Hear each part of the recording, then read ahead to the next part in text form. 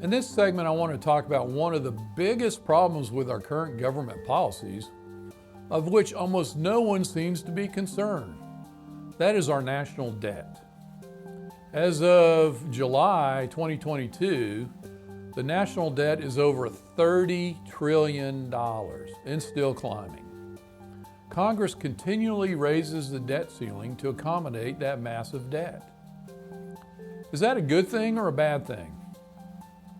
Some say it's good because we need to fund the government. Let's explore what's happening with our national debt. First, as always, I'll ask the question, is it constitutional? In other words, does Congress have the authority to incur so much national debt? The usual answer when I ask this question about something the federal government is doing is usually no. Unfortunately, Congress does have the authority to accumulate debt. Again, let's go to Article 1, Section 8, and you will see the first power of Congress listed is to borrow money on the credit of the United States. There is no limit set by the Constitution, so Congress could borrow potentially an unlimited amount. The next question, is that wise? If you read the notes from the convention, the founders put that power in as a necessary evil to be used only sparingly, usually in times of war. Let's listen to the founders' own words on the subject. Here are a couple of quotes from Thomas Jefferson. He said, "We must not let our nation rulers load us with perpetual debt." Later, talking about problems in government, he said, "The forehorse of this frightful team is public debt. Taxation follows that, and in its train, wretchedness and oppression." He also said, "I place economy among the first and most important of Republican virtues, and public debt as the greatest of the dangers to be feared." Alexander Hamilton said, "Nothing more can affect national prosperity than a constant and systematic attention to extinguish the present debt and to avoid, as much as possible, the incurring of any new debt. Establish that a government may decline a provision for its debt though able to make it, and you overthrow all public morality. You unhinge all the principles that must preserve the limits of free constitutions. You have anarchy, despotism, or what you please, but you have not just or regular government." George Washington said, "Avoid occasions of expense, and avoid likewise the accumulation of debt, not only by shunning occasions of expense, but by vigorous exertions to discharge the debts, not throwing upon posterity the burden which we ourselves ought to bear." The progressive accumulation of debt ultimately endangers all governments. Notice that he equates debt as a burden on our children and children's children. James Madison said, "I go on the principle that a public debt is a public curse, and in a Republican government, a greater curse than any other."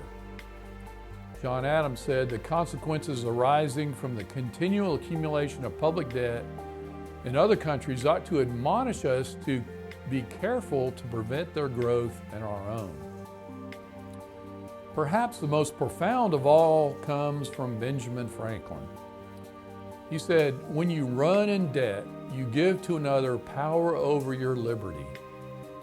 Franklin established a direct connection between debt and liberty. The more debt, the less liberty. Notice they equate large debt to immorality, with the results of anarchy and revolution. Is anyone in the present Congress and administration listening? Where did the founders get these ideas about debt? From the Bible, of course. Proverbs 22:7 says, "The borrower becomes the lender's slave." So our national debt is a bad thing. What is the cause and what can be done about it? Contrary to leftist propaganda, it is not because of tax cuts. In the years since Trump's tax cuts, federal revenues have increased, not decreased. In the decade of the 1980s, during the Reagan tax cuts, federal revenues per year climbed from $600 billion to over $1 trillion. Every time there's been a reduction in income taxes, federal revenues have increased. Clearly, tax cuts are effective and are not the problem. Just as with a family budget, it is not how much you make, but how much you spend that matters. Congress consistently spends more money than it takes in. This is not sustainable. So why do they do it? Several reasons for the problem. First, we the people don't make them balance the budget because we are happy to pass the debt to our children when we get more stuff from the government. That's immoral. Second, Congress uses the excuse that their hands are tied into the mandatory spending for the so-called entitlement programs. Let's look at entitlements. These include all the socialistic programs of the government, to include Medicare, Medicaid, Social Security, welfare, food stamps, subsidized housing, and much more. Are any of these programs constitutional? No. Well, why not?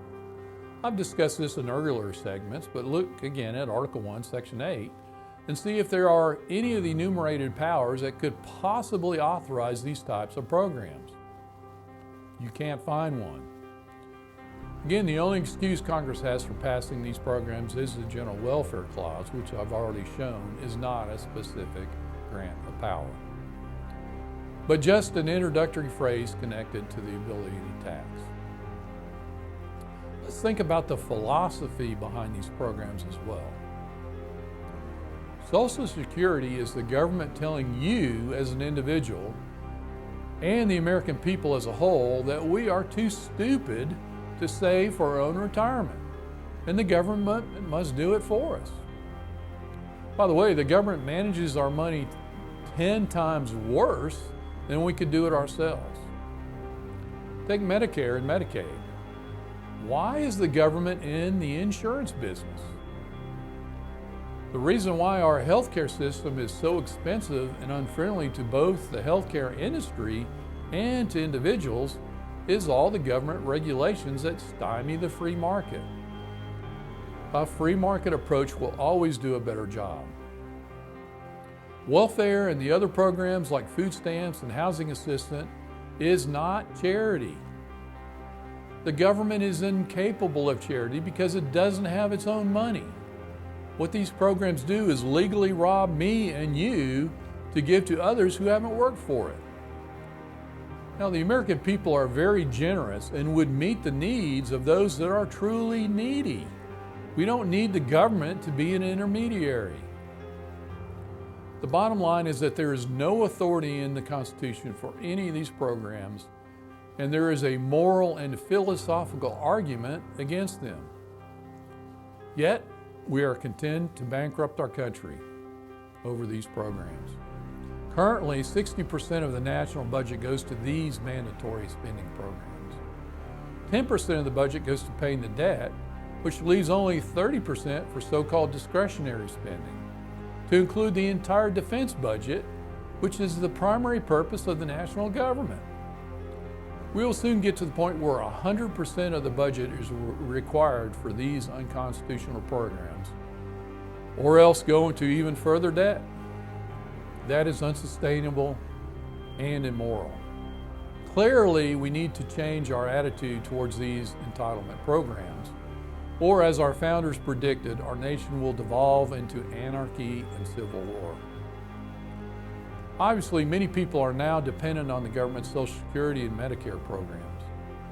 We need to advocate a gradual elimination of these programs to keep the promise to those who are using it now, but also to change the mindset of the young not to depend on it in the future. It is not the government's responsibility to take care of us in our old age. Our government needs to quit being the nanny state and get back to the original intent of the Constitution.